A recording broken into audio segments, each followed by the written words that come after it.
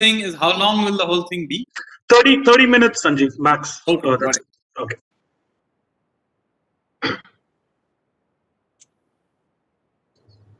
Yeah. Live? Okay. Yeah.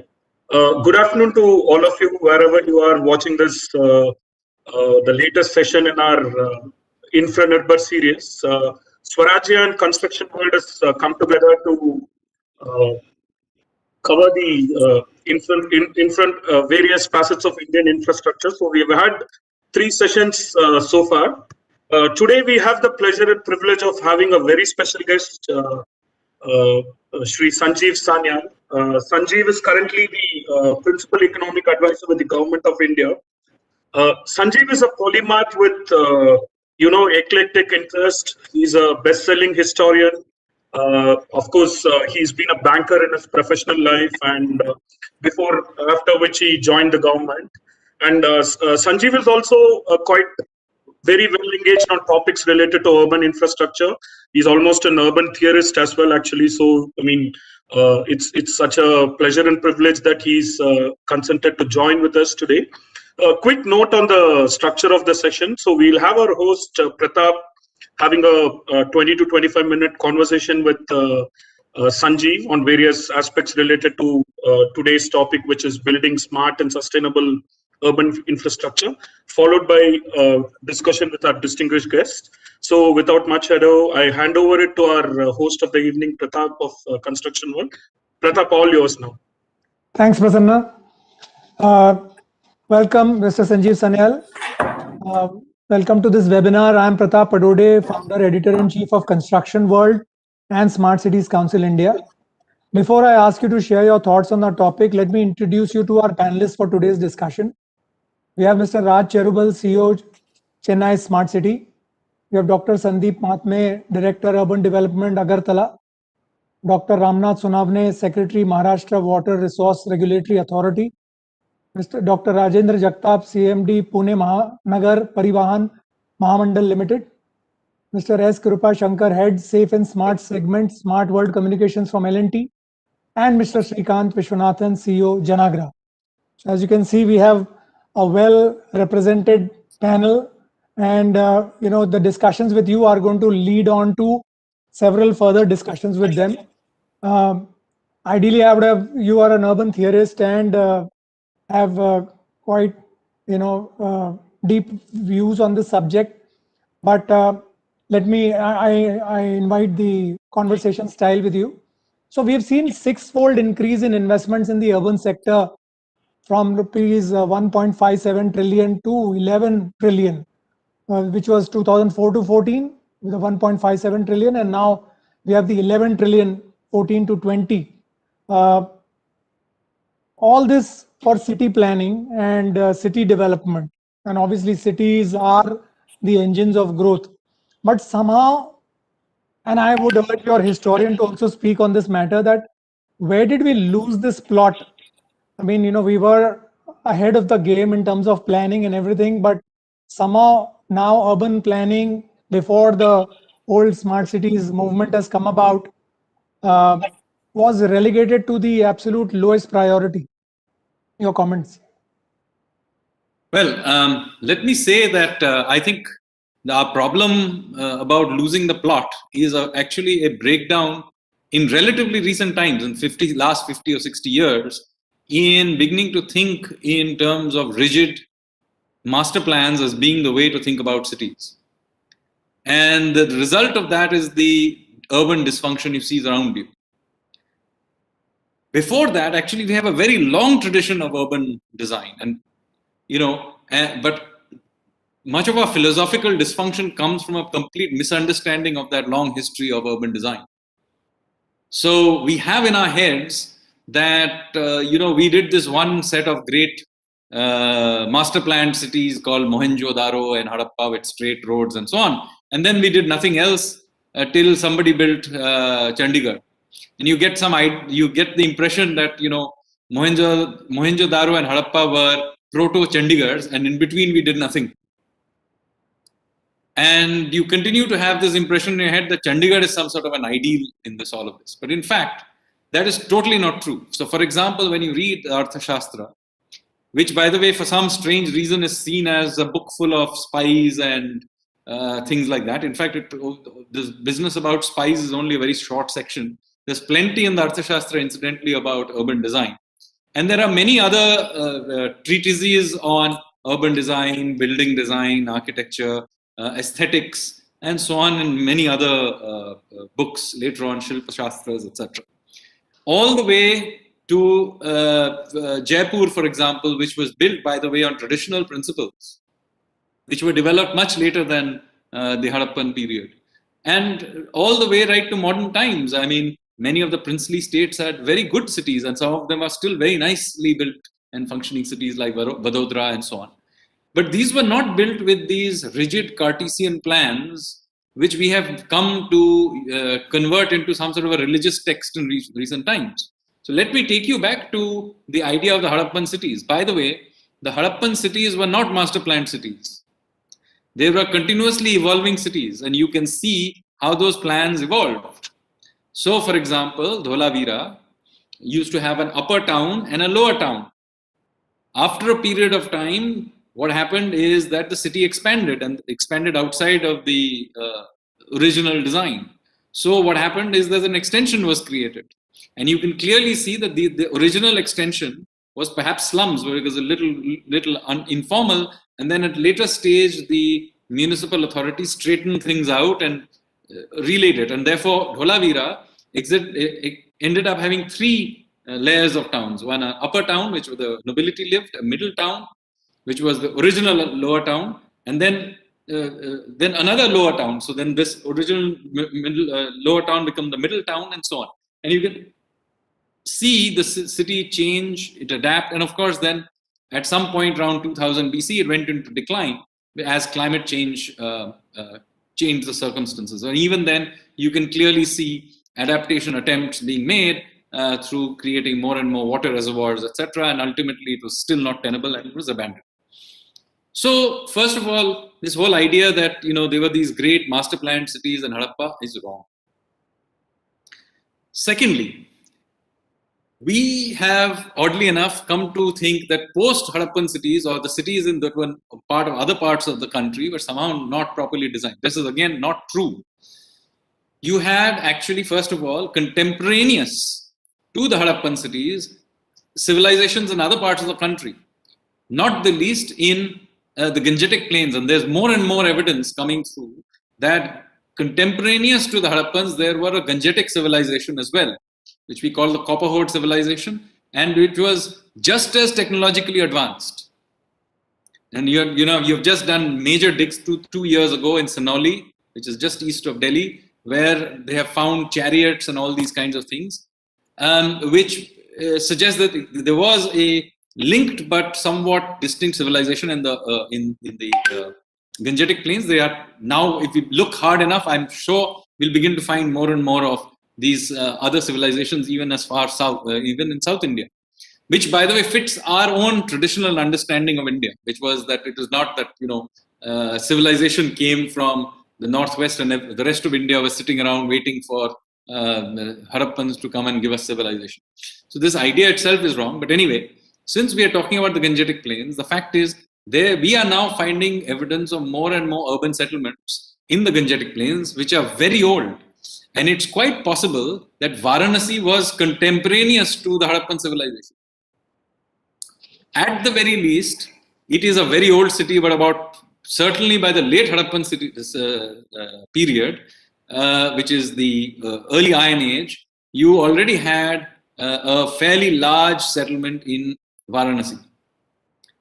And this settlement has survived till this day. So Varanasi, even by conventional reckoning, is 4,000 years old. It perhaps is 6,000 years old. And it doesn't have any of the characteristics that we tend to talk about as being straight roads and all those other things that we are so excited about Harappan cities. But the mature Harappan period only lasted for 400 years. Whereas Varanasi has lasted 4,000 years and it's still a thriving city. So whatever Varanasi was doing is clearly a superior design. So what is Varanasi doing is surely the more interesting point than what Harappa was doing. After all, Harappa was abandoned. So what is Varanasi doing? The point about Varanasi is continuous adaptation. You see, it's the wiggly squiggly lanes of Varanasi are a problem if you bring in cars into the equation. For a pedestrianized world, that has no concern at all. You can turn and twist and turn as you wish. What is the problem? So in a pedestrianized environment, the design of Varanasi is perfectly fine. All the things we find irritating about Varanasi are non-issues.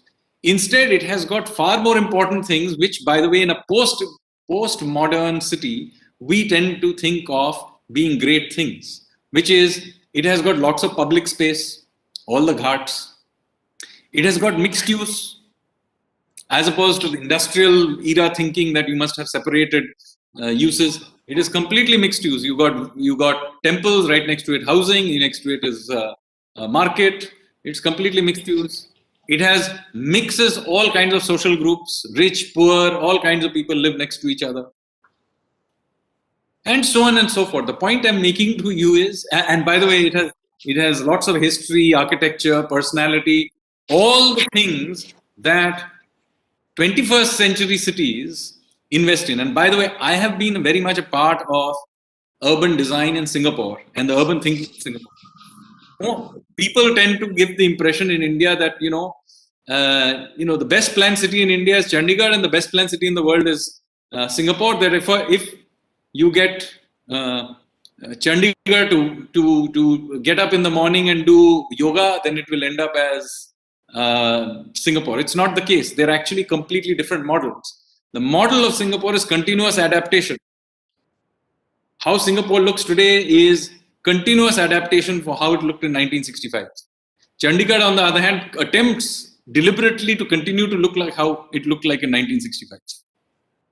So therefore, I would argue an adaptive system that is able to evolve with the times while maintaining continuity with its past.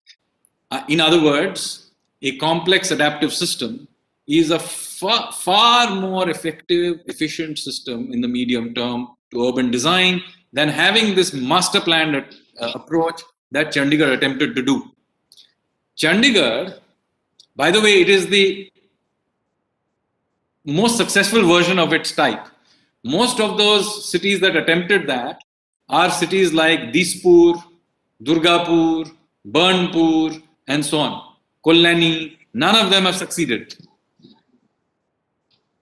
So this model clearly does not work. And even Chandigarh is essentially an expensive piece of real estate and is, I would argue, essentially a subsidy scheme for serving and retired bureaucrats. It is not a city at all. Whatever, economic or cultural and other things that it brings to the table happen outside of the plan. Mohali is not a part of the plan. That's why it has a certain ability to evolve. Even Nek Chand's garden is technically illegal. It's on forest land.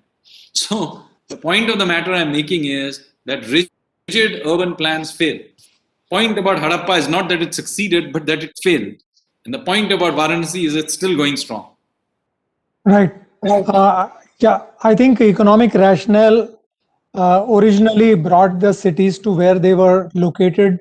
And over time, as people found that a reason to be around, whether it was a river, whether it was a school, whether it was a institution, temple or whatever, you're right. So I think we cannot challenge that rationale for setting up the city by just making plans of a city on grid lines of paper. Totally agree with that. But coming to today's times, and thank you for that journey. Excellent piece of history there, which a lot of things even I didn't know. In current times, what about the prioritizations? I'm seeing that a lot of money in the low-hanging fruits, or let's say the projects which are into transport, obviously housing and energy. These are, of course, very important. But somehow we, and like Mahatma Gandhi ji said long back, that somehow we neglect waste. Sanitation, good sanitation and waste somehow gets again relegated to lower priorities. What is your view on this? Well, actually, even the fact that we are investing in metro systems and so on is relatively new. Till, I would argue, as recently as the year 2000, we used to have this mental idea that somehow real India lives in its villages, which, by the way, an idea which propagated by Mahatma Gandhi himself. And so, therefore, there was some sort of a guilt about investing heavily in urban infrastructure. And this mindset is a real problem. And by the way, it's completely ahistorical, because if you read Indian history, you will see India has gone through many cycles of urbanization and de-urbanization.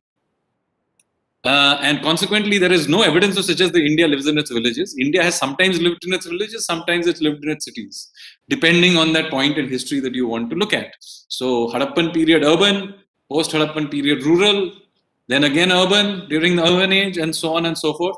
And the last big round of de-urbanization happened as recently as the 19th century, when the British essentially destroyed our industrial base. And then they rebuilt their cities, then came back. So we are currently going through today another phase of rapid urbanization. So that phase of urbanization that we are going through, my own sense is that we will be in the next 10 years an urban majority country. So how can you say that India lives in its villages? So therefore, I am entirely in favor of heavily investing in urban infrastructure. That doesn't mean you don't invest in rural infrastructure, but you need to invest in urban infrastructure. In that context, one of the things in which we need to invest is not in heavily master planning or some predestination of our cities. Instead, the real game is in managing our cities. Different idea. In India, what we do, we invest heavily in this plan, and then if it goes wrong, we say, oh, we didn't implement the plan properly. Now, that's a complete waste of time. What we really need to do is to invest in the managing of cities along the way. So, as I keep telling people, the problem is that we don't manage Gurgaon well. To say that we should have planned Gurgaon better is a waste of time. Because there is no way on earth in 1990, when Gurgaon originally got going, that we would have been able to predict that this city, which basically had one factory, Maruti, and the rest of the place was essentially meant to be a retirement place for Delhi's middle class. That's how DLF sold its plots. There's no way we would have predicted that that's where all the BPO sector was going to land up, and then everybody, all kinds of things were going to land up. So managing that adaptation is 99% of the game. So what we need to do is to invest into things that are needed along the way for managing it. And in that context, we need to invest in waste management, because we need to have transport management. We also need waste management. The problem is that is not what we are spending our time doing. We are wasting our time in saying, oh, in the master plan, this place is supposed to be so and so. So what if it's supposed to be that originally? You change it. But we don't allow that changing happen, because we have these ideas that somehow making some change is going to be a bad thing. That we are not being true to the original vision. Who cares about the original vision? So this is, again, a mindset problem. Managing along the way is the important thing. By the way, you can clearly see the parallels between this and many other of the reforms you've seen recently. Or even the way, for example, we managed the COVID crisis. We didn't waste our time trying to know exactly which exact way the epidemic was going to emerge. We did an initial lockdown to just buy ourselves time. And since then, we have done a step-by-step Bayesian updating and adaptation along the way. So this idea of dealing with an uncertain future is a common thing that you will see in policy making that I advocate in various fields, whether it is in dealing with COVID or with liberalizing rigid regulations that get in the way of innovation in, for example, cartography. You may have just seen the liberalized cartography. There used to be this completely ridiculous Survey of India monopoly over cartography in India, which we have finally, thankfully, ended. We used to have ridiculous telecom regulations on our BPO sector. I have no idea why we've ended them. So these are all cobwebs in our mind, which we have introduced ourselves. We need to get rid of them. we need to have a much more dynamic approach to things.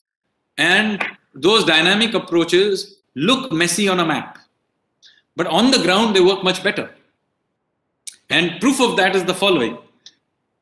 On the ground, when you are flying over Delhi, on the ground, Delhi looks like a messy place. But when you're taking a flight over Delhi, look at it. It looks very orderly from above. You see, all the sector roads are correctly laid out. The buildings are nicely laid out. Why? Because you see, the view that the planners were taking was the top-down, that kind of view. So consequently, the thing that you were trying to do, we actually did a very good thing of implementing. Our problem was that we implemented the wrong thing. The real game is managing on the ground, not the top-down thing view. So therefore, the game is consequently about managing the things. And the things we are now finding out as we build our cities is, one of the major things we need to manage is waste management, which you mentioned. It has to be managed. But by the way, we need to also manage it in the rural areas. I happen to be a trekking enthusiast, and I just came after a weekend of trekking in the Aravallis in northern Rajasthan over the weekend. And beautiful place, but even in some remote place you'll go, there are heaps of plastic trash even in our small villages. We need to do something about this. Right. Managing cities, I think, is definitely important. But here we have another problem. Municipal commissioners have an average tenure of around 10 months, making it impossible for them to have any commitment in any project that they take up. So, I mean, if you don't have a city CEO, now this, unless we reform this municipal act so that we can have city CEOs, how is this ownership of this change that needs to be brought in, how is that going to come forth? I totally agree with you. You need to keep people there for long periods of time. Municipal government needs to be taken very seriously. In fact, in many ways, this is where administration hits the ground. I'm not just saying municipal, it can also be district level, rural, whatever. Point is, the cutting edge of our administration, of any administration, is in the daily lives of things, about getting the garbage moving, getting the water pipe getting to you. Unfortunately, the way our administration is set up, this is where we pay the least attention. So, I mean, for example, the municipal commissioners in India, by the way, tend to be the junior most person in the civil service with the least amount of experience. So a 32-year-old person will be put in charge of a city which he has never visited before, and he'll be given 10 months to restructure it. Now, it is actually simply impossible for that person to do. The people who are now working as joint secretaries should actually be the people running the cities. And they should be there for at least 3 years, if not more. And similarly, the elected system also needs to be somehow correlated to the administration. We have a system of councillors which are completely dislinked. If anything, the only the value they are adding is getting in the way of the municipal commissioner. So you have a bizarre system where you neither have mayors who are in charge or a DC who is in charge. Somebody has to be in charge unless the buck stops somewhere. So we have the worst of all worlds where nobody is in charge of the city. It may well be a better idea to give, if you want an elected official to run the place, let an official run it, then have a mayoral system. You know, having so many, having a parliament at every level, after a while it breaks down the thing. I mean, parliamentary system is not scalable down to everything. After all, any of you who have attended any RWA meetings anywhere in India will know that the politics of the RWA is far more fierce and vicious than of the parliament. So you've got to be a little careful about trying to overdo this thing by having parliamentary system at every level. Maybe a clearly directly elected mayor, in which case there'll be one person in charge for 5 years. That is one way of doing it. The other way of doing it is that you continue to retain a weak councillor system, but then you make the municipal commissioner, the official, the powerful guy. But in that case, you have to have a more senior official who must at least be 35 years old, if not more. And this is when you need that person to be there for at least 3, 4, 5 years. And that would be an important thing. And then you upgrade the the role of the municipal commissioner in the hierarchy of the bureaucracy. So the mayor of Kolkata or the DC of Kolkata is a powerful guy. He should be, aspiring to be, the DC of Kolkata rather than be the transport secretary of West Bengal. So, Mr. Sanyal, this is what is connecting a unique thing that is happening now in our country for the first time, that 9 cities have raised municipal bonds and they are moving towards some sort of a model of sustainability if they are able to do this. But unless and until we fix this part about the accountability and ownership of the CEO, this issue is always going to sooner or later have problems. And what we would have created something good in terms of sustainability would get affected. So I think that is one thing that we need to really take care of. And I hope there are some moves happening to take care of this change that we need to bring about. Look, Manav, much of this is not rocket science. Most of the world does it routinely. So basically, you need somebody being in charge of the system. Yeah. And it consequently, being the mayor of a town has to be an aspirational activity. Today, somebody wants to be an MLA, but not a mayor. Now, nowhere else in the world this is true, by the way. People prefer being the mayor of a major city. Like, for example, the mayor of New York is better known than the governor of New York. Right? The mayor of London, after the prime minister of the UK, he's probably the best known politician of the UK. And so on and so forth. In India, nobody even knows who the mayor of a major city is. So you either have this mayoral system. Now, I understand that this may in our political system cause problems because the chief ministers of the state may see the mayor as being a rival. And so this immediately causes a tussle. Now, I'm not an idealist, as you can tell. So I don't care how things look on a master plan. Question is what works.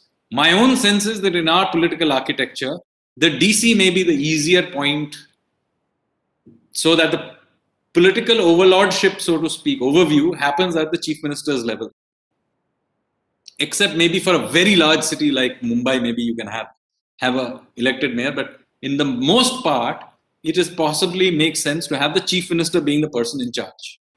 Then you have to if that is the model you're going down, then in which case you have to make the chief minister's representatives, who are the DCs, have to be very powerful characters.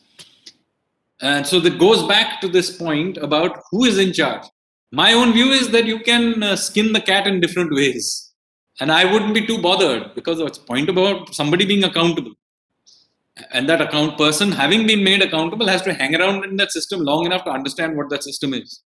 So, at a relatively junior level, they should serve maybe as a deputy DC or running a small bit of a municipal thing.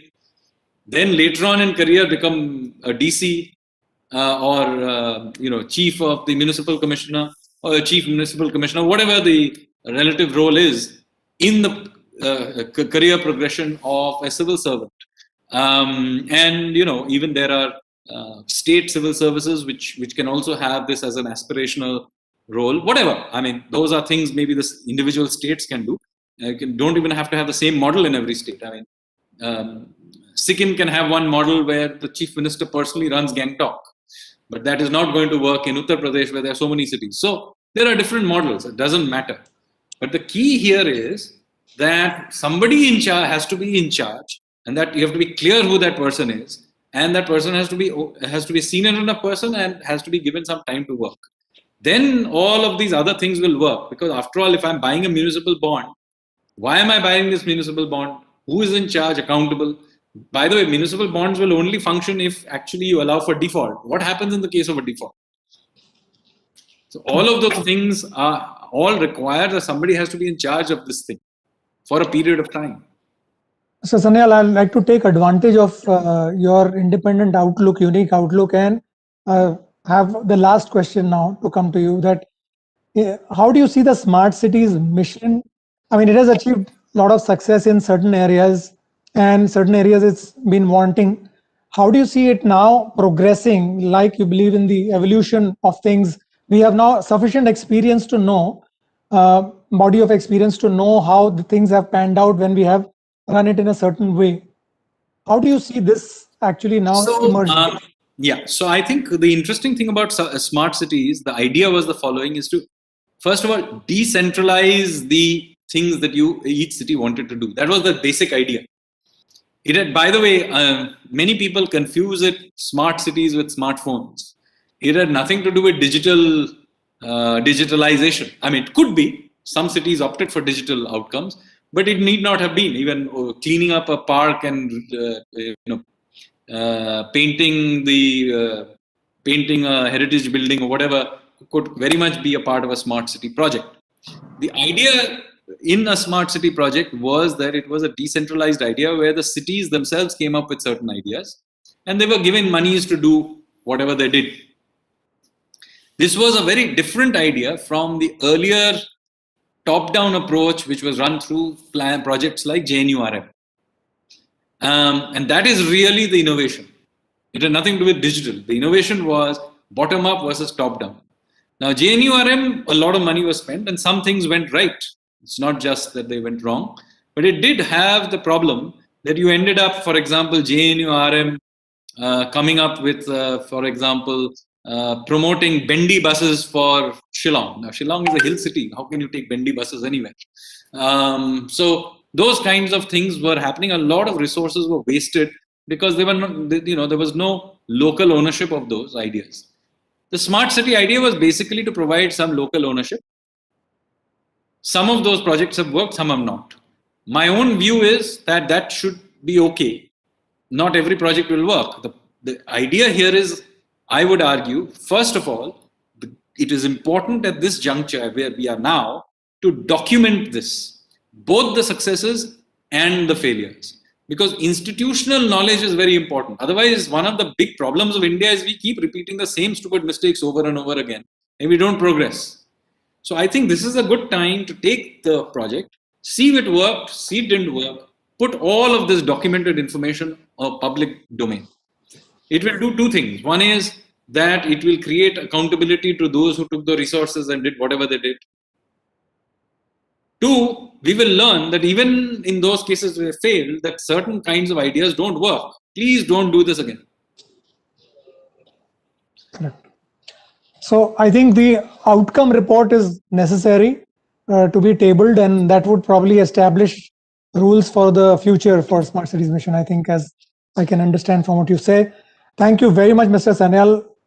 Thank you for giving that enlightening address and the conversations with you, and I'd like to take them ahead in the future too. Thank you very much. Thank you.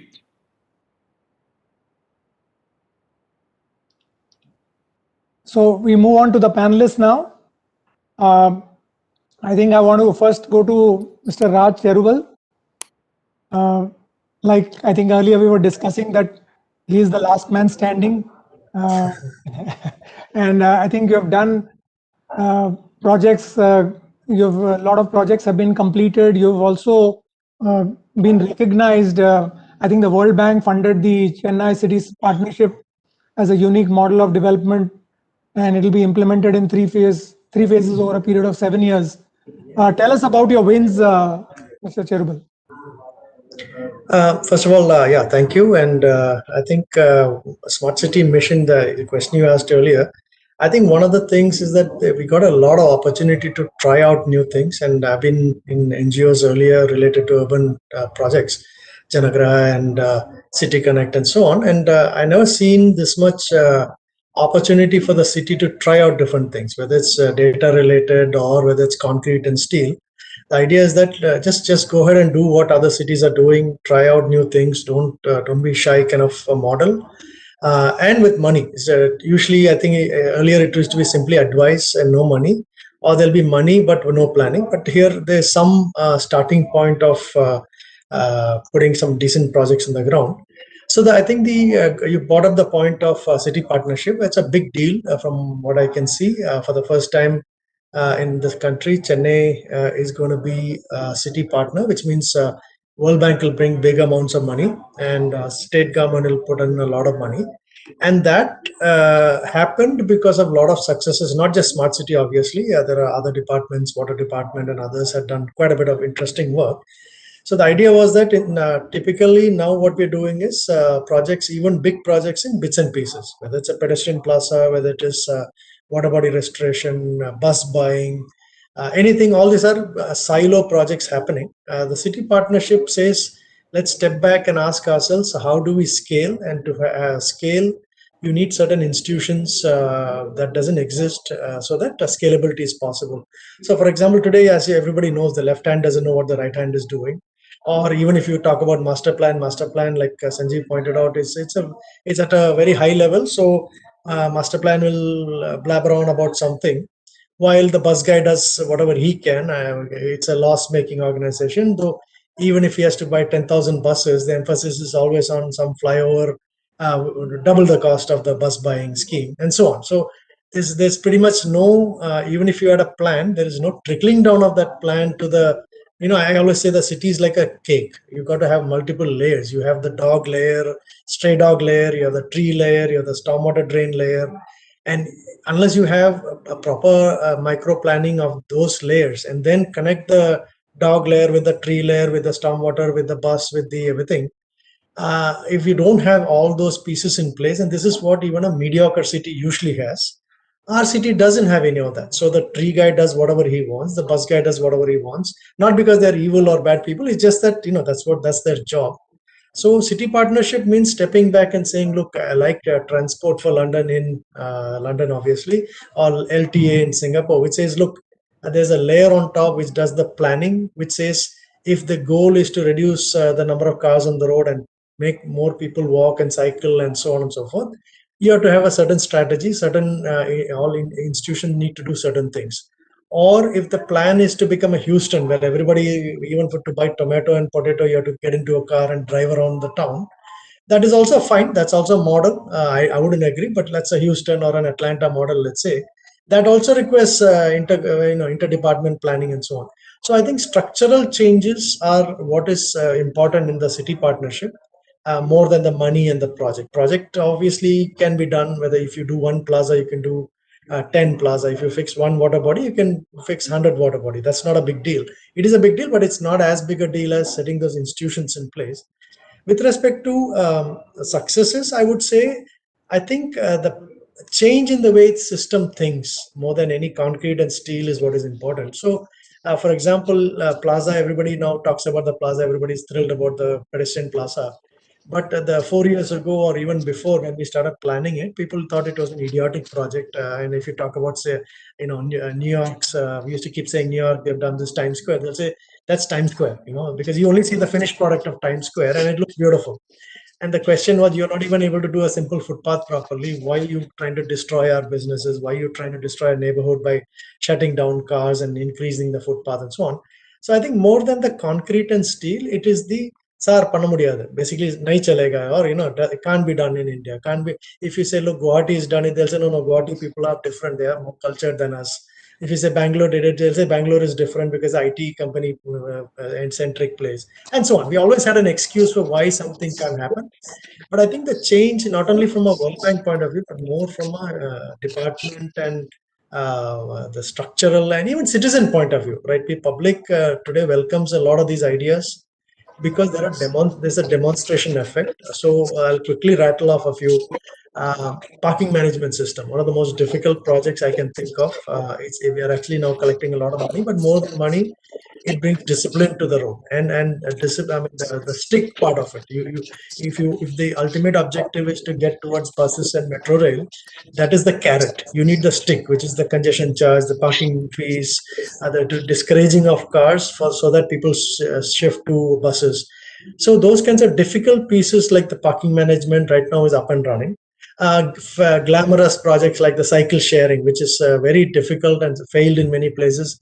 Touchwood, it's fairly popular today in Chennai, and it's painful to get these projects on the ground, because on paper it sounds beautiful, it sounds very easy, but the moment you say it's a PPP, the moment you say the cycles are on the footpath, the moment you start getting into detail, you get all kinds of problems, and many of these are cutting edge projects. So and the vendor themselves don't know. They come with good intention, and NGOs which promote such ideas also come with good intention. But the problem is the financial sustainability of it. They'll come and say, okay, 5 rupees an hour is good enough for us to survive. Then you realize if you read between the lines, it says no, they need to have ads on their station for them to survive. But then once you get into the ad, then you'll realize there are a lot of rules and regulations and high court orders which says yes or no to certain things. So my point is, smart city should be seen as children learning how to walk and run. And coming back to Sanyal's point, Mr. Sanyal's point, India, I've never seen this kind of a system anywhere in the world where I've traveled. I've traveled to certain third world countries or first world and so on. Nowhere have I seen such a centralized system like we have in India. Maybe Pakistan and Bangladesh has it, I don't know. But even Cambodia, Vietnam, anywhere you go, where you expect cities to be in bad shape because of their history, civil war, and so on. Cities are powerful. They are engines of growth. They have complete control over their destiny. So Hanoi is not the same as Saigon, Ho Chi Minh City, and so on and so forth. There's complete decentralization, and I don't mean this from an NGO intellectual point of view. I'm saying even if you forget all that, even if you forget the ideology part of it, I think that don't needs have the capacity. Yeah, because see, capacity is not something that you can throw from World Bank or Right. Delhi or somewhere. It has to be built from the ground up, and capacity is built only when there's a demand. Engineers Okay. happen because there's a demand. So my point is, ultimately, smart city is more like a laboratory. But no matter how much laboratory you do, ultimately there has to be drastic decentralization. Whether you call it smart city or green city, it has to be drastic decentralization so that in the next many years, cities start actually build the capacity Right. with or without World Bank, with or without central government fund, Okay. etc. All right. I want to go to Dr. Sandeep Mahatme. For Agartala, Smart City was among the 3 cities awarded Award of Excellence for innovations undertaken in urban transport during COVID-19. Dr. Sandeep, Yeah, good afternoon. can you put on your camera, please?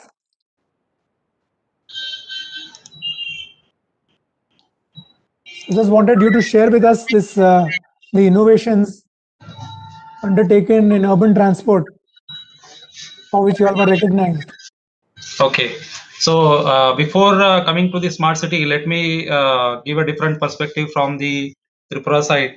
That many people, they don't know that where's the location of Agartala, but and the other issues that many don't know that Agartala was a planned city earlier. That the Maharaja of Tripura, he has built this city, and he was the only Maharaja who had built his own airport. So the kind of vision he had about the infrastructure and the urban planning was tremendous, and the roads, the drains, and other things.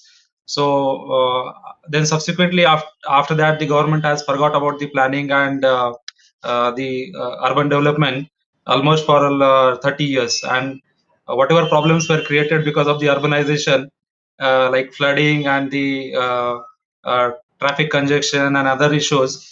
Subsequently, in last 3 years, a lot of work has been done in the smart city. So as Sanjay sir has mentioned, that again we need not to plan. So in the smart city, we started immediately implementing, managing the problems, and many of the drains were constructed. Then the integrated command control systems were brought in the smart city, and these smart components, they are monitoring the flooding as well as immediate evacuation of flood waters. So this is in brief about managing some of the components from the smart city. But the urban transportation, we have received prizes, and the integrated command control system has been made functional. The cameras, they are monitoring the traffic violations, as well as the ANPR, the plate monitoring is being done by the police department. Traffic, they are monitoring it properly. The integrated command and control system is one place where all the stakeholders, they are sitting together. The fire department, traffic, the urban local body representatives, and from that center they are controlling the entire traffic management system. Okay. So I want to extend this to Dr. Jagtap now. He's been CEO of the Pune Smart City earlier, and now he heads the Pune Mahanagar Parivahan Mahamandal. So, Dr. Jagtap, can you tell us about the e-buses that you all have introduced, and how is that scheme really successful? Dr. Jagtap?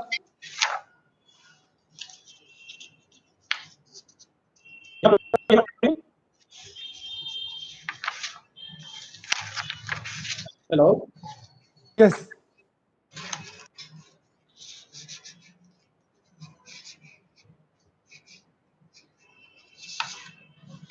I don't know. He is probably we are not able to get his link. So let me move on to Shrikant. I think waste management. I think was a topic that I brought up with Mr. Sanyal, and somehow that was being neglected. And he did say that yes, the management itself is the major issue. But the number of projects, if you go to see in the overall analysis amongst all, they seem to be fewer, because I think the optics are not so great for those who administer these projects, or is there any other reason? No, I think actually we are seeing greater emphasis on both the solid and liquid waste management, particularly with the current union budget and the 15th Finance Commission grants. Totally, we are expecting to see about 5 lakh crores of outlays over the next 5 to 7 years across solid and liquid waste management. And that's a very substantive sum of money, unprecedented in the history of independent India, that any one sector has received so much emphasis, including water supply. The 5 lakh crores that I'm mentioning includes water supply as well. So therefore, if you take out waste management, it'll be a little less than half. So 2 lakh crores plus. But even in the earlier term, between Swachh Bharat Mission and Amrit, there was a fair bit of outlays on this, and the execution pace of Amrit was slightly better than the Smart Cities Mission. And therefore, I think, and with Swachh Bharat, solid waste management also was given emphasis. So I think we will definitely see, I'm very hopeful of seeing, if you take a 10-year period from say 2014 to 2025, I'm fairly hopeful about the waste management space as one of the areas where between water supply, solid and liquid waste management, I believe we will see substantive difference. And I'm also seeing very interesting partnerships getting forged besides at the union government level, but particularly at the state government level between academia, civil society and governments to actually transform waste management at scale. Clearly, some of the larger cities like Bangalore are still struggling.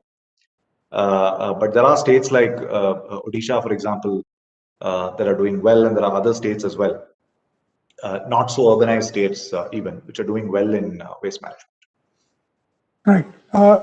Dr. Sunavne, I think with the kind of outlay Shrikant just mentioned, how do you foresee in Maharashtra the water is key area of difficulty for lots of people? How do you foresee this kind of allocation? I have not seen the Maharashtra budget in terms of allocation for water, but considering the overall goal in the country is a lot to boost the water supply with the Jal Jeevan mission and all, how do you see this particular vertical being addressed? Good afternoon, Sanjeevji. Good afternoon, Pratap. And good afternoon, everyone. Should I restrict myself only to water sector, or should I also share my experience in the field of urban management for almost last 30 years? We'll come back to that. Right now, if you can address the water. Okay. As far as you see, water sector is concerned, in terms of Maharashtra has 163 cube of water available, out of which Maharashtra is allocated only 125 cube, and rest of it has to be given to the neighboring states. In water sector, you see, out of total water available, the first priority is given to domestic water supply, and 15% of total water available is allocated to domestic use. Both urban 5% goes to industries. This is the allocation. Out of that 15%, you see, most of the water is used in urban areas. There are more than 26 municipal corporations, and more than 350 municipal councils, smaller towns. So, 26 larger urban areas and 350 smaller urban areas. Basically, when we consider region-wise or basin-wise, we realize that 4 basins do not have water scarcity problem. Only one basin has some water scarcity problem, and the 4 basins do not have any water scarcity problem. Most of our cities have adequate allocation. They have adequate water quota reserved for the urban areas, which can fulfill the needs. Depending upon the criteria, you see 70 LPCD where there is no sewerage system, and 135 to 140 LPCD where there is a sewerage system. In Maharashtra, most of the cities have almost good network for water distribution, at least treatment of water and distribution of water. But most of the cities, including city like Mumbai, do not have 100% coverage for water network and do not have 100% coverage for sewerage network. Sewerage is neglected thing. Treatment of wastewater and discharge of that treated water in water body is a neglected sector. And even when I studied not only Maharashtra, almost all 100 smart cities, water problem of all 100 smart cities in India, I realized that 94 cities have adequate water resources available. The problem lies with the treatment facility. They have inadequate treatment facility and inadequate distribution network. Only 6 cities have some water scarcity problem. I'll again restrict to myself only to Maharashtra. In Maharashtra, some cities, for city like Latur, had to be supplied water by railway when in drought year. Yes. So it has happened. But does that mean that Latur city doesn't have adequate water reserved, adequate water available? Answer is, in that particular year, due to drought, they could not get adequate water. Otherwise, almost for all urban local bodies and even for rural local bodies, we have adequate quantity of water available. The problem lies again with management, management of water resource. We have really not understood the importance. Water is a precious commodity, and as Sanjeev ji has rightly said, it is either misutilized or underutilized. So, government of Maharashtra has taken several efforts. There is a separate department called Water Supply and Sanitation Department that takes care of implementation of missions like Amrut. Urban Development Department, Government of Maharashtra also takes care of implementation of that Amrut mission. And I believe now with the implementation of Amrut mission, Maharashtra will be able to ensure that in all urban areas, in all cities, 100% distribution network is made available and equitable distribution of water to all, even to slums. That is being done. In some cities, we are implementing 24/7 water supply schemes, but the priority as on today is ensuring that all cities get adequate water. Raw water made all cities, raw water is made available to all cities, number one.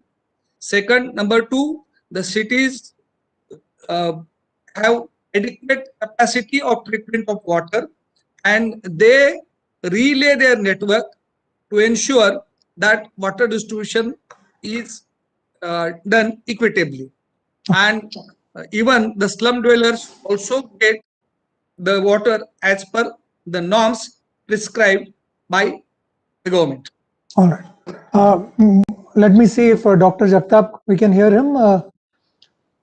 Dr. Jagtap? Yeah, I hope I'm audible now. Yeah, better. So I wanted to know now energy efficiency again is another area, and you all are doing this e-buses scheme. So just tell us about What has been the success so far? Yeah, thank you, Pratap ji.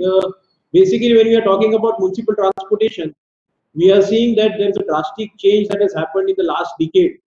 We have moved from diesel transportation towards CNG, and the new in thing that we come across all across the world is the e-buses that has been adopted on a larger scale. We see that there has been an overall scheme that has been developed by the DHI Government of India, wherein under the FAME subsidy, FAME 1 and FAME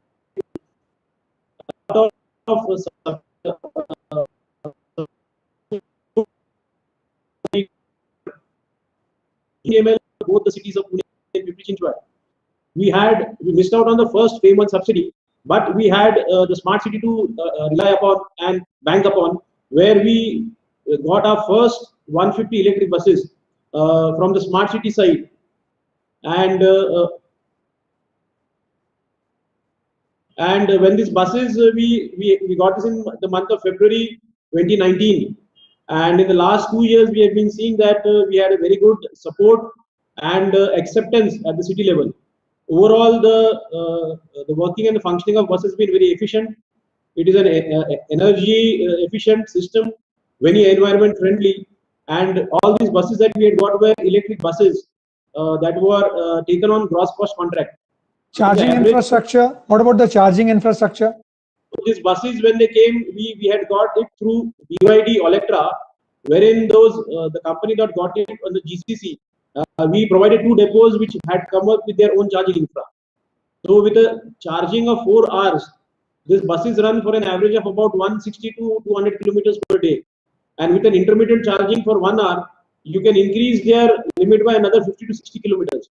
So averagely, these buses are running, say, between 200 to 250 kilometers per day, even on our long distance routes. And all these buses are compliant to our BRT system in the city of Pune. And total number of buses now? How many are the total buses, e-buses? Total buses that we have today are 150 that are functional for the last 2 years. In fact, under FAME 2, we have already given order for additional 150 buses and 350 in addition to that, which we are getting it from the corporation side. So with our present fleet of 150, in the coming year, we'll be adding 500 more electric buses. So with total fleet size of 650, by December 2021, Pune will be having the biggest fleet of electric buses in India to run in the public sector in any city. Okay. Moving on to Mr. Kirupa Shankar, I think from a developer kind of a perspective, I want to know, obviously we've heard all the other cities talk about various projects they've undertaken. I want you to throw some light on the public-private partnerships kind of projects that you might have sort of worked on with certain cities. So maybe a couple of examples. See, L&T on public-private partnership is primarily into major infrastructure like roads, bridges, transportation, and complete airports and so on. Right now, we have 15 operational road assets, and we have 1 transmission line network. Coming to smart cities, we are still evaluating on the public-private partnership, and BharatNet also, we are still evaluating on the public-private partnership. Of course, right now we have completed almost 23 smart cities, 23 command control centers in the normal EPC route through the smart city mission. And of course, in the last 1 year through COVID scenario, it was used as a COVID war room by the district administration and the police, which was a tremendous success. Can you cite some of the advantages that technology has brought about in certain smart cities? See, what has happened, especially in the last 1 year, phenomenal interest has been developed by the civic administration as well as the police into this smart city.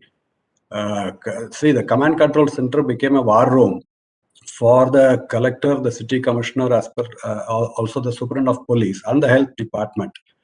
One is obviously the video surveillance camera was used to avoid overcrowding during lockdown. The public announcements were made. And in Raipur, there was a very good use case where we did a 3-kilometer virtual radius across the city, where it was brought under some COVID limit. So we were able to monitor the vehicles which are crossing this virtual lines, and we were able to challan them. So it was like a deterrent for the vehicles to move into that, or move out of that specific area. And variable message systems, which in any smart city, it was used quickly to pass on the COVID awareness messages. Then the helpline numbers, in fact, the command control center was made into a complete help desk scenario, even for a very senior citizens, a doctor call system, even in many cases, a nurse call system. It was the COVID war room. It was, I mean, the command control center was used. What I'm trying to say is the whole thing, I would say, induced a lot of interest in the complete civil administration, understanding the importance of this project, right from transportation, police, and top to bottom of the administration layer. So it was overnight, it was converted to Corona call centers, I would say. So in quite a few cases, we also use this opportunity to make certain applications. Of course, the simplest of all of that was the mask detection, which is a simple thing to do. But at the same time, we also did the crowd analytics in more than 500 plus cameras in few individual small tier 2 cities. And then the AI-based, artificial intelligence-based monitoring, vehicle monitoring systems through camera install. I mean, you install the camera into the mobile vehicles and monitor various zones for implementation of COVID lockdown. Then in case of Wi-Fi, even the Wi-Fi login page was used to say what are the do's and don'ts in COVID stage. And in case of, there was one application where we developed to monitor the people's real-time movement, practically using their mobile once they download this mobile app, where all they are going, right? So based on that, they'll be tagged as red, yellow, green during with the movement status. This is again during the COVID time we could do. In Tamil Nadu, we did, almost 190 critical government applications we were running during the COVID time. These are some of the few cases which we are able to do. A lot of research. Yeah. Right. I want to go to Mr. Cherubal on.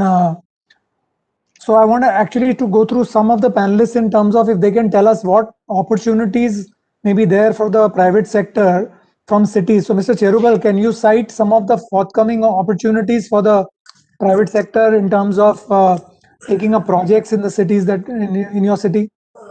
I think massive. Again, I can only from what I can see right now, it's massive. For example, we are going to multiply Plaza into something 110 kilometers of mega street. Basically, it's taking Plaza as an urban forest to the rest of the city in 6 different areas and so on. So obviously, it's a massive construction work. I don't mean to sound like a simple, it's a complicated construction work, because it's not just a footpath job. It's going to be integration of a lot of different things, whether it's utilities, parking management, cameras, IoT devices, so that all the learnings of the last many years from not just Chennai, but other cities like others have pointed out, has to be in these places. No more, the attitude we are taking is no more excuse that, okay, we didn't plan or we didn't add this or we didn't add that. What would be the cost of this project? $100 million is something, the initial estimates, and obviously it'll be a lot more than that, because these are just the basic things we're talking about. Then obviously the bus, it's not my area, but at least I can see that there's a lot of emphasis on bus and transportation. So obviously that will be there. There's an equally big amount of investment in the water sector, because the Metro Water has done a pretty decent job, and we are supposedly one of the first people to do sewage recycling for industries and so on. And water-starved city like Chennai, it's a big deal that we recycle every drop. But also something very interesting is that, at least first time I'm seeing that there's a lot of discussion and beyond discussion in terms of analytics, artificial intelligence, drones, what to do with data. These are just like the Wild West, as they say in the US. It's just we're only seeing the tip of the iceberg right now. Anything and everything seems possible. So that those kinds of from startup to matured companies coming in, helping us do all these kinds of things is going to be a major opportunity. Because like I always say, we don't have 50, 60, 100 years to sit back and relax like Hong Kong could or Singapore could. We need to do all this in a very fast way. So with limited resource, for us to translate into action, we'll need a lot of analytics and data related work. And all this is coming up now in the next few months? Yeah, few months, I mean, let's say a couple of years. Okay, all right. Let me move to Dr. Sonavne. In water, Dr. Sonavne, are there opportunities for the private sector? You say that there is so much of work required within Maharashtra as well. As if the budget has been allocated for this sector in a bigger way, do you see opportunities for the private sector? Yeah, there are plenty of opportunities for private sector in water and wastewater management sectors. Take example of Nagpur city, wherein 24/7 water supply scheme is being implemented through a private player. Even the wastewater is also treated and given to Mahajanko. That plant was also erected with the support of private sector. Similarly, in other cities also, it is being replicated, and some of the cities are adopting that Nagpur model to ensure that 24/7 water supply schemes are implemented. Even in case of treatment of wastewater, recycle and reuse of wastewater, the same Nagpur model is being replicated in some other cities. And third sector is waste management, solid waste management. In that sector also, there are a number of opportunities available to private players. I think the city is also earning on the basis of the treated wastewater which is being supplied to the power plants, isn't it? Yeah, Nagpur earns a revenue of nearly 18 crores per year. Now it will be almost around 40 crores per year, because initially they started supplying 130 ml to Mahajanko. Now Nagpur city has also signed an agreement with Mauda power plant for supply of 200 ml of water. So they will be getting additional revenue, and there is a mandate issued by central government, Energy Ministry of Energy, that if the power plant is within the radius of 50 kilometers, then they are mandated to use the treated water from urban local bodies. They have to enter into an agreement with urban local bodies and use water for cooling purpose, only treated water for cooling purpose. That mandate was issued almost 3 years ago. And in Maharashtra, city like Nashik, city like Bhusawal, where the power, city like Nagpur, where the power plants are within the radius of 50 kilometers, they will be benefited for creating infrastructure for treatment of wastewater, and that wastewater will be reused. Government of Maharashtra has also issued a mandate to all urban local bodies to treat 100% wastewater and at least reuse 30% of that recycled water within the city. Okay. Dr. Sandeep Mahatme, can we have you also tell us what opportunities for the private sector are coming up? Yes, I would like to say that there are a lot of opportunities for private sector in Tripura. The Urban Development Department is headed by Honorable Chief Minister Sri Biplab Kumar Deb, and under his visionary leadership, he is ensuring that investment flows in the urban sector. So he has requested, and we have also received 200 crore rupees of special grant from the 15th Finance Commission. So that is specially for the development of 7 district headquarters, the urban local bodies which are located in the 7 district headquarters. And apart from that, we have also received around 1,800 crore rupees ADB loan from the Ministry of Finance. So that is already in the final stages. That is for the strengthening of the 20 urban local bodies, the infrastructure like roads, sewerage, as well as the stormwater drainage, street lights, the solid waste management. Again, in the Swachh Bharat Mission too, a lot of money is going to flow in the state of Tripura for 20 urban local bodies. Similarly, urban mobility also, buses and the rapid transit system, we are also going to submit some proposals. And also in the Jal Jeevan Mission, also a lot of opportunities are there for the private sector. If we get good participants, then it will be very useful for developing quality as well as sustainable infrastructure in the small state. So the pace of execution has also improved. the capacity building has also improved in the last 3 years, and with the smart city support, a lot of things have improved in the capital city of Agartala. So we are expecting that in next 3 to 5 years, a lot of things are going to move in the state of Tripura, and this is in addition to the infrastructure development of highways as well as railways. So urban sector, a lot of investment we are planning, and we are hoping for a lot of changes in the urban sector. Okay, Dr. Jagtap, can you also tell us what opportunities are there for the private sector? What we see, especially in the urban sector in Pune, we are seeing a lot of mobility and movement towards private sector as of now. When we be specific to transportation, in the transportation sector, it is a gross cost contract under which the vehicles are being brought by the private player, run by him, fueled by him, maintained by him, and it is per kilometer basis that we are paying for him. So all our e-buses that we have procured the last 2 years, as well as the CNG buses, have been procured by the way of gross cost contract. Besides that, we have been able to implement few of our ITMS projects, wherein we have provided AVLS or the e-ticketing. All these have gone together with the private players, where on usage-based charges have been paid. So be it per ticket basis or per bus basis, this money is being given out to them. Besides that, there are other opportunities that are forthcoming, like we are moving towards the e-bus sector, where electric buses will be requiring a lot of energy. We have a lot of depots which amount to almost 70 acres of land. So the potential to develop almost 20 megawatt of electricity for depots, rooftop, and spaces that we have is something that we have looked into, and tenders for the same have already come out.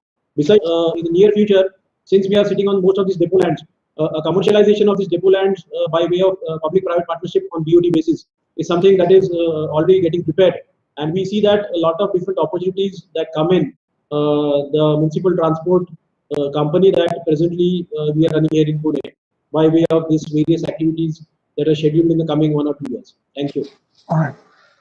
Shrikant, we can see that there are good case studies like Dr. Sunavne mentioned about Nagpur, and why can't we just replicate in other cities those case studies which are already working well for some cities? Why does everybody have to reinvent the wheel?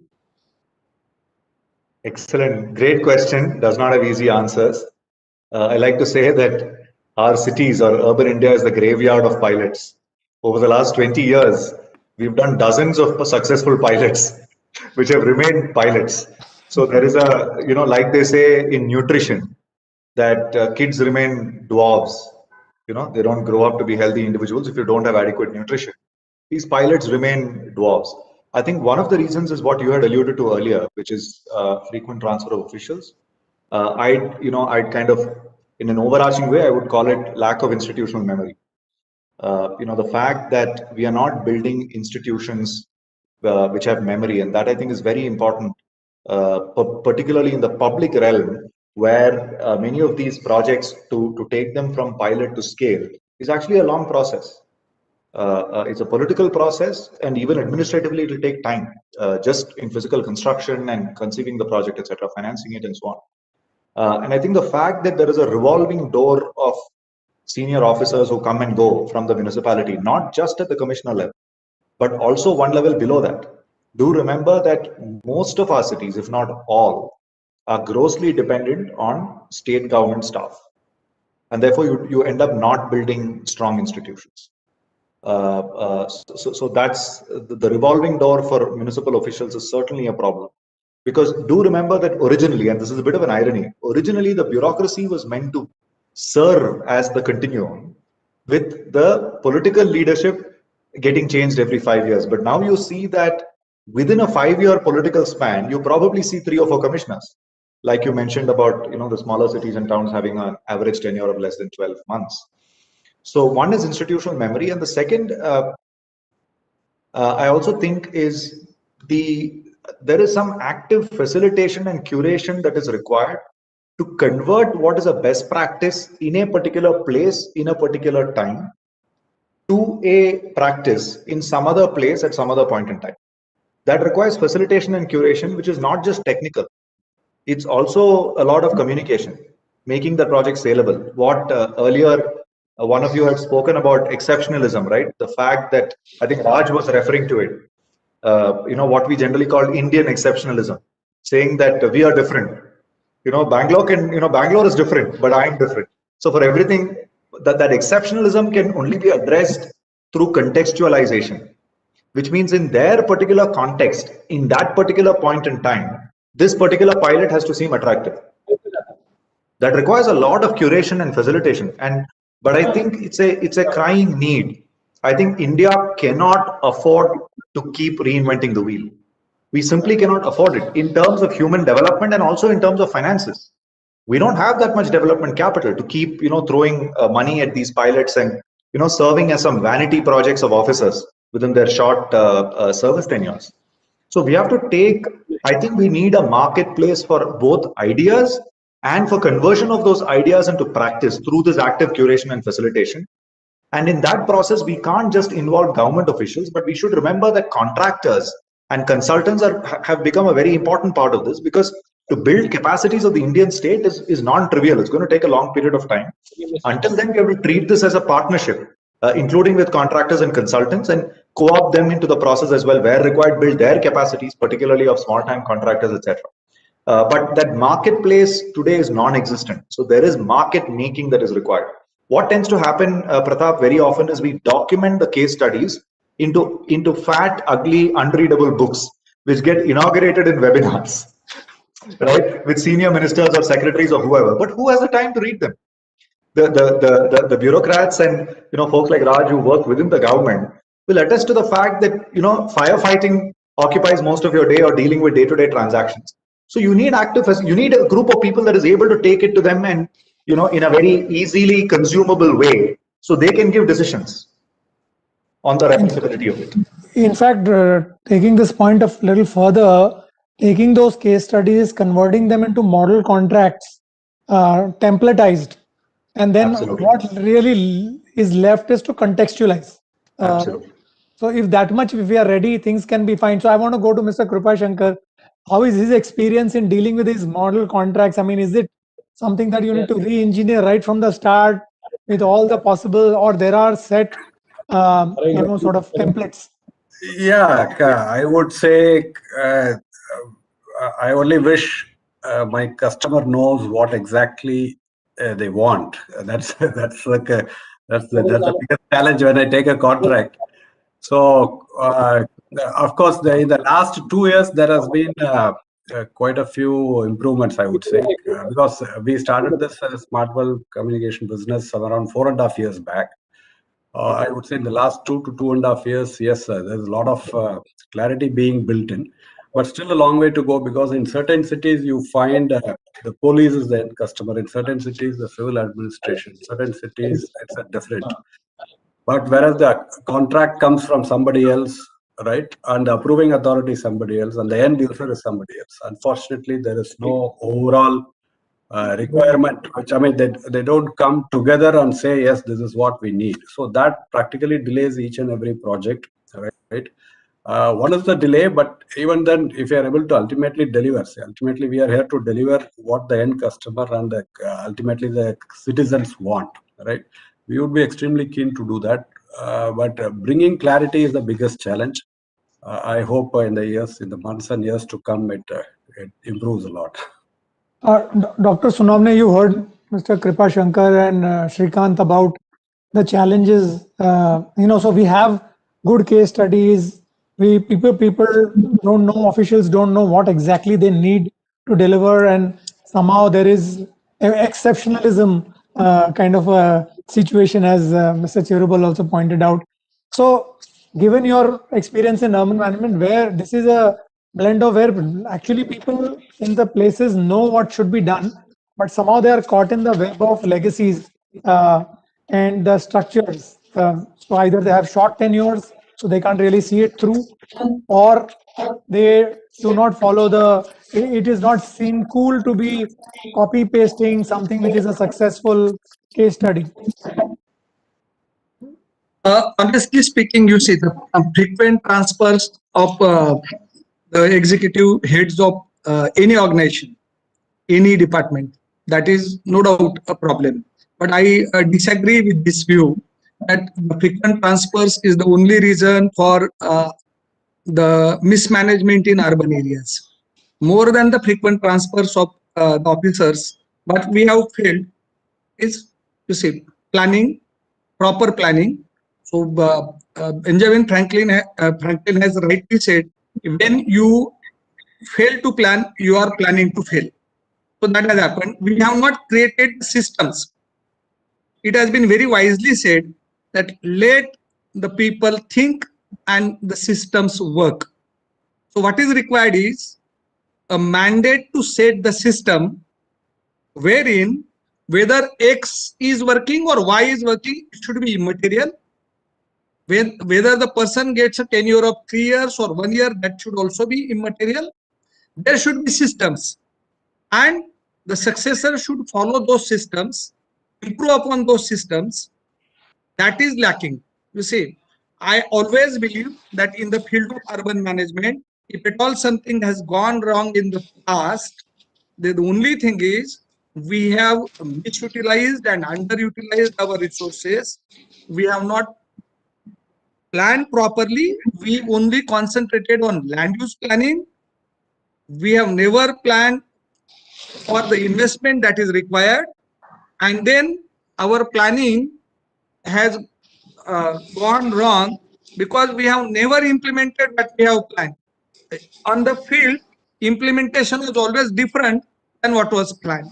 So what we need to do now, right now, is to rethink in terms of urban planning, and then plan cities.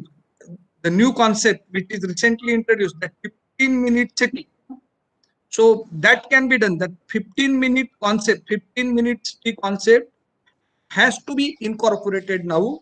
There has to be a mandate from the central government to the states and to the urban local bodies that we need to revisit our planning process.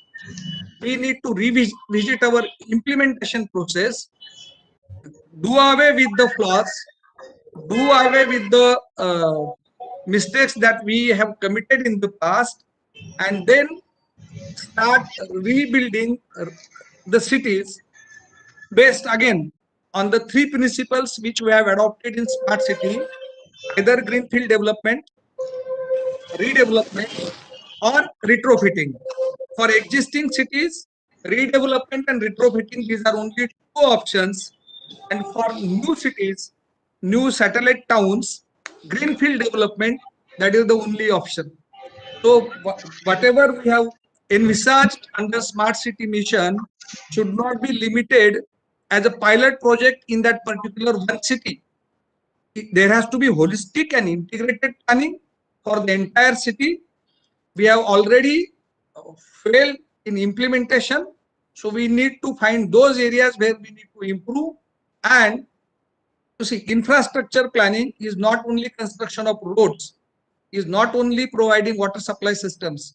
We have to plan for both physical and social infrastructure, and we have to provide adequate financial resources. We have to provide trained manpower which is capable of implementing what is planned. Otherwise, planning will remain on papers for decades together, and we will only blame the systems.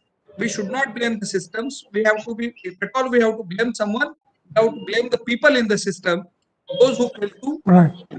Sorry, I must have, I think, exceeded my limits. No problem. This is what I personally feel. Dr. Mahatme, Dr. Sandeep Mahatme, you have the ability of being a little bit more agile in Tripura Development Authority and the Agartala Smart City. You don't have as many probably legacy issues as larger cities have.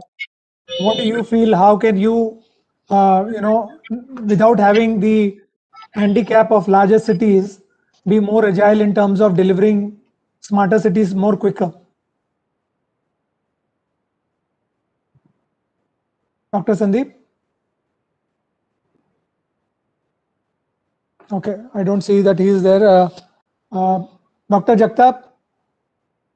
same question for you. I mean, you've had the experience of being in Pune Smart City, and what do you feel are the areas in urban management that we need to, if you can just quickly tell us a few points, 2-3 points.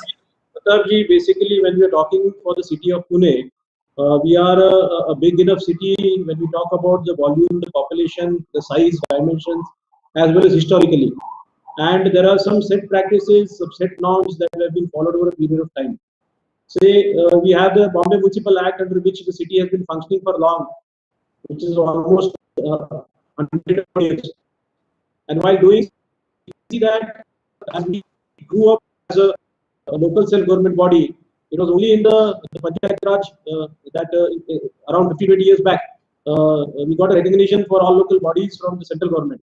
And with that incept and that thing coming into picture, the support that came up into NURM was something right from the center and the state government, which helped the cities to grow and look into different areas and different avenues of growth, as well as concentrate on infrastructure, both physical as well as social infrastructure that was rightly put up by Mr. Sonawane.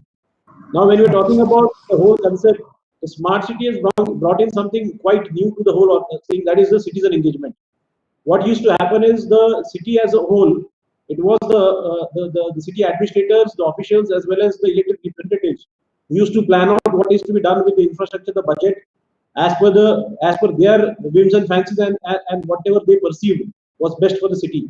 But herein, what happened is the first time across, the smart cities provided with an opportunity where we could see that the citizen engagement was one concept that was picked up and was tried to integrate into a much larger, different context, which helped to utilize these funds in a much more distributed way as per the needs and requirements of citizens. That was one different change that we could see. However, what the other thing that I could like to comment here in short is, come what may, there are some set practices that have been stood the test of time.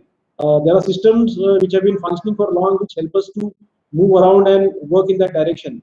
But like it is rightly said, our day-to-day urban situation with the kind of infrastructure that we have, the increase in population, the workload, if we are engrossed into our day-to-day firefighting, probably we get various time to look into other areas and aspects of growth and to think parallelly into different kinds of new areas. I think if a city administrator is sure that he has ample time in his hand, he should look into different areas, different cities where things can be replicated, brought into use with some adaptations as per the need and requirements of the city. The city should be seen as a living city where it should not be just land urban planning for infrastructure, but for the citizens at large. Thank you. Right. So that brings us to the end of the program. We've run out of time. So just to conclude, I think one, as Mr. Sanjeev Sanyal said, we need to do an outcome report on what have we learned in terms of the whole smart cities mission so far, and probably table that so that we know that this is what we should do and this is what we should not do. I think more important, we don't end up wasting resources. I think the other thing that we are saying is that can we actually create a full data bank of projects which work well, which cities have been successful with? Can we templatize the contracts and the way a public-private partnership? Because I think major challenges in capacity building are in that area where conceptualization of projects which are up for a PPP are most difficult to really prepare. And then, so we have a wealth of wisdom amongst all of us. I mean, I was talking to the others in our Infra Nirbhar series, and for just to give you an example, the Samruddhi Mahamarg, which is between Mumbai and Nagpur, is going to come up with 19 townships. I mean, then we have got, our Delhi-Mumbai industrial corridor, we've got the East-West corridor. Let me correct, 24. Okay, right. So the opportunity to correct our mistakes of the past is right in front of us. And I think, but we need to capture this database and feel no shame in actually copying the successes of others within the country and applying them within the country itself for ensured success. So with that, thank you panelists. Thank you very much for your participation, Dr. Sonawane, Dr. Sandeep Mahatme, Mr. Kripa Shankar, Mr. Cherubal, and Mr. Srikanth. Thank you very much for your participation. Thank you, Dr. Jagtap, and we'll see you soon. All the best. Thank you, Pratap. Thank you, everyone. Thank